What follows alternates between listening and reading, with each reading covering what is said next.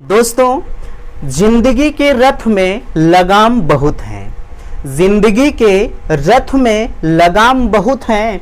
अपनों के अपनों पर इल्जाम बहुत हैं। ये शिकायतों का दौर देखता हूँ तो थम सा जाता हूँ।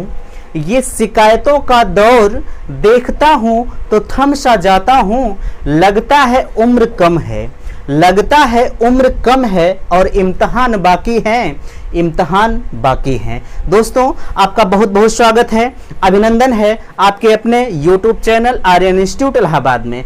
दोस्तों, जैसा कि आप जानते हैं कि आर्यन इंस्टीट्यूट चैनल हमेशा आपके एडमिशन प्रक्रिया में समर्पित हो रहा है, ठीक। और आपका भी यह धर्म बन रहा है कि आप मेरे चैनल को सब्सक्राइब जरूर करें। हम पर डे शाम 5 बजे डीएलएड एडमिशन पर एक अच्छी तरह से लेक्चर आपके सामने प्रोवाइड करते हैं, बस आपकी जानकारी के लिए, ठीक। तो हाँ, आपका धर्म ये है कि आप चैनल को सब्सक्राइब करें और दोस्तों में अपने शेयर जरूर किया करें, ठीक। इससे थोड़ा सा, और हाँ, चैनल वीडियो को लाइक जरूर किया करें, जिससे अगर आप लाइक करते हैं तो थोड़ा सा हमारा मोटिवेशन बढ़ता है और हम आपके लिए अनवरत मेहनत करने के लिए तत्पर रहते हैं, ठीक। तो चलिए, आज हम आपके कुछ डाउट को क्लियर करने वाले हैं। कुछ बच्चों ने हमसे क्वेश्चन किया था कि क्या सर जो है मेडिकल सर्टिफिकेट और कैरेक्टर सर्टिफिकेट भी लगता है डीएलएड एडमिशन की प्रक्रिया में। तो बिल्कुल आज हम उसी पे चर्चा करने वाले हैं। और भी बच्चों का कमेंट है, हम सबके कमेंट का रिप्लाई देंगे जो है। तो धीरे धीरे चलिए हम यहाँ अपने शुरू करते हैं। सबसे पहले यहाँ लिखा हुआ है कि स्वास्थ्य प्रमाण पत्र मीन्स मेडिकल सर्टिफिकेट क्या होता है और कैसे बनता है, ये प्रक्रिया भी हम आपको बताएंगे। देखिए, मेडिकल सर्टिफिकेट जो आपका होता है, पहला जो स्वास्थ्य प्रमाण पत्र है, उसी को हम इंग्लिश में मेडिकल सर्टिफिकेट कहते हैं, ठीक। अच्छा, ये क्या होता है? ये आपके जिला स्तर से बनता है। जो आपके सीएमओ होते हैं वहां पर आप जाएंगे तो वहां से मेडिकल सर्टिफिकेट इशू होता है। वहां प्रक्रिया क्या करनी होगी? आप जाएंगे जहां पर पर्ची का काउंटर होता है, वहां से पर्ची कटवाएंगे। देखिए, ये कोई मानी बात नहीं है, हर अस्पताल का जो है रूल और नियम अलग होता है, बट हमने जब बनवाया था तो हम अपनी प्रक्रिया आपको बता रहे हैं, अपना अनुभव आपके सामने शेयर कर रहे हैं।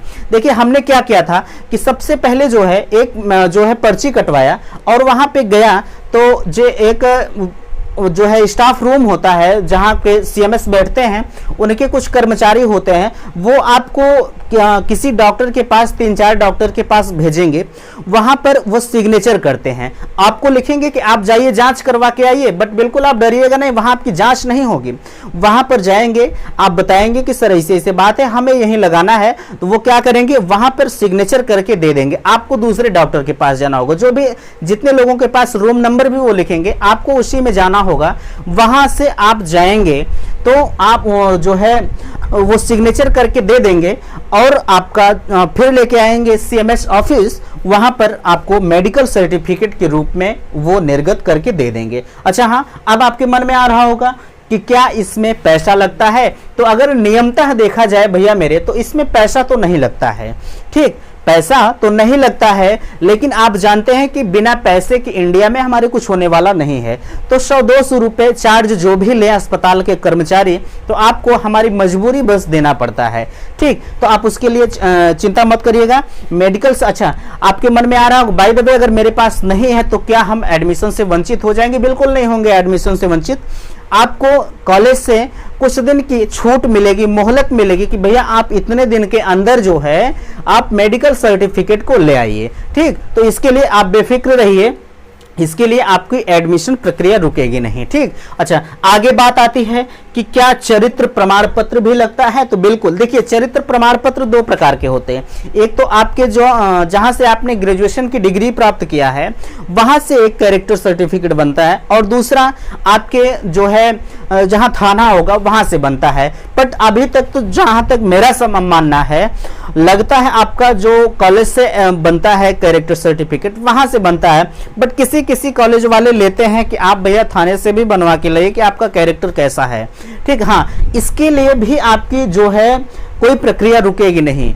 इन दोनों प्रमाण पत्र के लिए आपका एडमिशन जो है नहीं रुकेगा। आपके पास नहीं है तो आपको कुछ दिन का मोहलत दिया जाएगा कि सर आप इतने दिन के अंदर हमें बनवा के दे दीजिए, ठीक। रही बात जो है और क्या क्या लगते हैं, तो और हम आपको आगे भी बताएंगे। अच्छा, ये कैसे बनता है, आप जाएंगे अपने थाने पर, आप थाने पर जाएंगे, वहां के जो भी कर्मचारी रहेंगे उनसे आप बात करेंगे, तो इसकी पूरी प्रक्रिया वो बताएंगे कि कैसे बनता है। ये हालांकि जो है एसपी ऑफिस से बनता है, वहां से आता है थाने पर, थाने पर थोड़ी बहुत जांच पड़ताल होती है, बाकी कुछ होता नहीं है, उसके लिए आप टेंशन न रहिएगा, कुछ होता नहीं है, वो वहां से इशू करके दे देंगे। ठीक, चलिए ठीक। अच्छा, अगर आप खुद बनवाना चाहते हैं, ये वाला जो पुलिस विभाग से बनता है, आप खुद बनवाना चाहते हैं तो भी बन जाएगा, आपको थाने पे जाने की जरूरत नहीं पड़ेगी।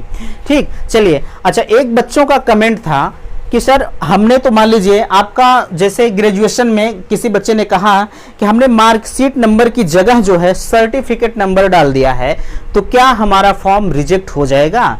तो भैया मेरे, मैं आपको स्पष्ट तौर पर बताना चाहूंगा कि अगर आप ऐसा किए हैं तो बिल्कुल आपका फॉर्म रिजेक्ट नहीं होगा।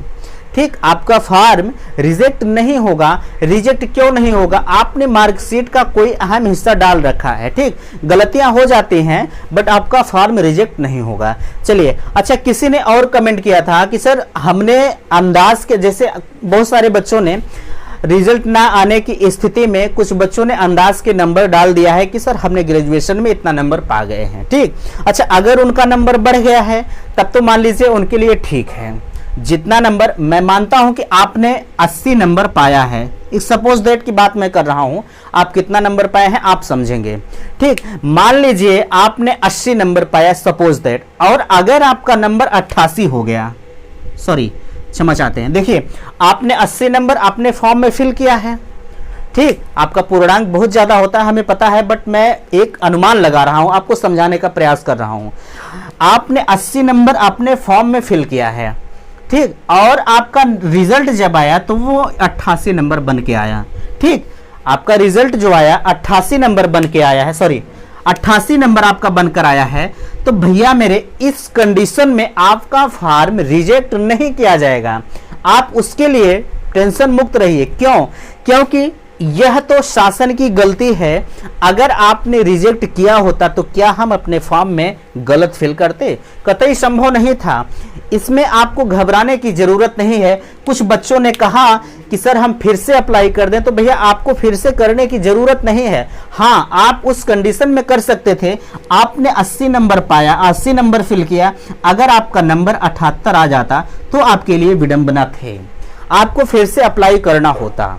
ठीक, इसके लिए आपको फिर से अप्लाई करना होता, और इस कंडीशन में अगर आपने 88 नंबर पाया है तो आपके लिए बहुत अच्छा है। ठीक, आपको फिर से अप्लाई करने की जरूरत नहीं है। ठीक, इतना आप समझ गए। और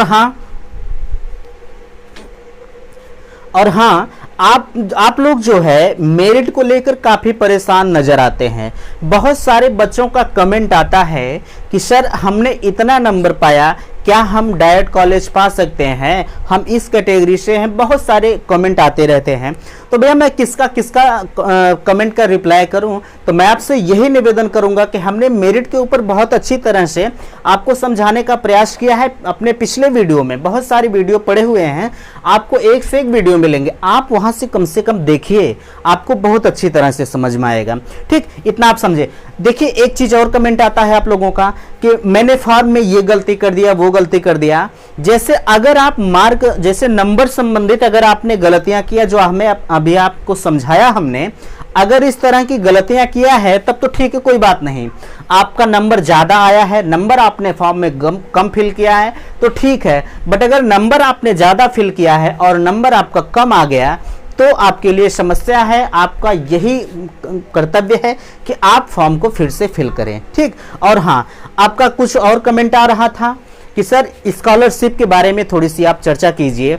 देखिए, स्कॉलरशिप के बारे में हम चर्चा करेंगे, उसमें डॉक्यूमेंट क्या क्या लगते हैं, कैसे क्या प्रक्रिया होती है, कम से कम पहले आपका एडमिशन हो जाए। स्कॉलरशिप तो बात की बात है, स्कॉलरशिप पर चर्चा होती रहेगी हमारी आपकी, लेकिन हम ये चाह रहे हैं कि अभी आपका जो एडमिशन है वह हो जाए पहले, तो हम जब काउंसलिंग प्रक्रिया आपकी चालू हो जाएगी तो उसी दिन हम आपको जो है स्कॉलरशिप पर बहुत अच्छी तरह से वीडियो बना के देंगे। और हाँ, एक चीज़ और मैं आपको बताना चाहूँगा, बहुत सारे बच्चे ये भी कमेंट कर रहे हैं कि सर अभी हमारे विश्वविद्यालय का रिजल्ट नहीं आया है तो हम फॉर्म को कैसे फिल करें, किसी ने कमेंट किया कि सर हम बहुत अपसेट हैं। हम बिल्कुल आपको अपसेट नहीं होने देंगे।